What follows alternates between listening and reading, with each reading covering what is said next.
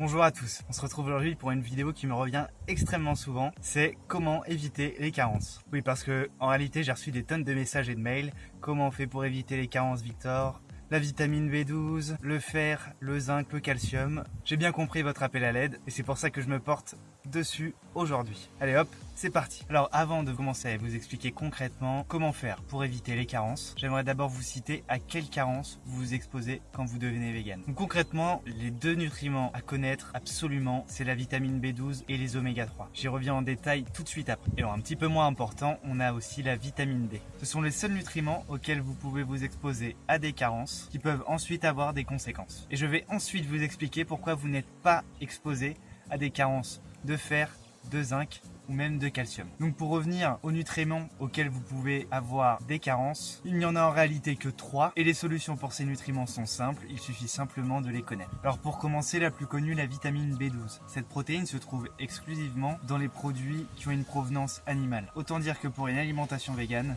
cette vitamine est complètement absente. En revanche, si vous souhaitez simplement réduire votre consommation de viande, de poisson ou de produits animaux en général, vous auriez complètement moins besoin de vous en soucier. Et si vous voulez complètement arrêter la consommation de produits animaux, il va falloir vous complémenter en vitamine B12. Alors se complémenter, c'est un mot qui peut faire peur pour certains, mais se complémenter en soi c'est quoi? Ça va être prendre des petites capsules, soit une fois par jour, une fois par semaine ou une fois toutes les 2 semaines. Ces capsules, vous en aurez accès très simplement dans tout ce qui est boutique de santé. Donc ne soyez pas effrayés par le mot supplément, il n'y a rien de grave là-dedans. Ensuite, un second nutriment majeur pour moi, ce sont les oméga 3. On en trouve facilement dans les poissons, mais plus difficilement ailleurs, sauf par exemple dans les fruits à coque, style amandes, noix, noix de cajou, ou aussi dans les légumes verts à feuilles, laitue, mâche et épinards, ou encore certaines huiles et certaines graines. L'huile qui par exemple apporte le plus d'oméga 3 est l'huile de colza. Les graines qui apportent le plus d'oméga 3 sont les graines de lin. Les oméga 3 sont essentiels pour le bien-être et la mémoire. Si vous ne consommez pas assez des produits que je viens de vous citer, il existe aussi des compléments. En revanche, si vous mangez assez des produits que je viens de vous citer juste avant, il est possible que vous n'ayez même pas à vous complémenter en oméga 3.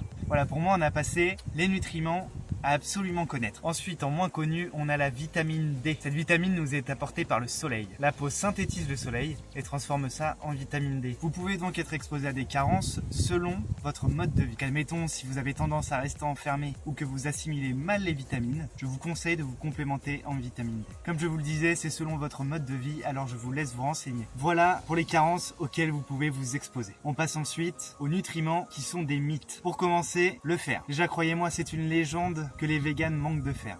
Je ne nie pas que le fer est beaucoup plus présent dans la viande, mais c'est aussi vrai qu'une trop grande quantité de fer peut vous exposer à des risques de cancer. On peut donc très facilement avoir son apport nécessaire en fer en ayant une alimentation légumière. Je précise aussi que les femmes ont besoin de 2 fois plus de fer que les hommes. Donc pour avoir assez de fer dans une alimentation végétale, il va falloir manger beaucoup de légumes verts. Vous pouvez aussi en trouver en grande quantité dans les noix de cajou, les graines de lin, les herbes séchées, les haricots et les épinards. Et même les olives noires ou encore le son de blé. Normalement, si vous mangez des aliments que je viens de vous citer juste avant, vous n'avez pas besoin de vous soucier du fer. Voilà pour le fer. On passe ensuite au calcium. Donc c'est encore un autre mythe que les véganes manquent de calcium parce qu'ils ne boivent pas de lait. Mais désolé de vous le dire, c'est encore faux. Pourquoi? Parce que le calcium, c'est très simple d'en trouver un petit peu partout. Par exemple, une bouteille de Contrex peut vous apporter votre dose quotidienne. Mais si comme moi, vous n'aimez pas la Contrex, les amandes sont un très bon moyen d'avoir votre dose quotidienne. Le lait d'amande est aussi extrêmement riche en calcium, voire même plus que le lait de vache. Vous avez sinon le sésame et encore une fois les herbes sèches. Vous avez bien compris, les herbes sèches, il faudra en mettre partout.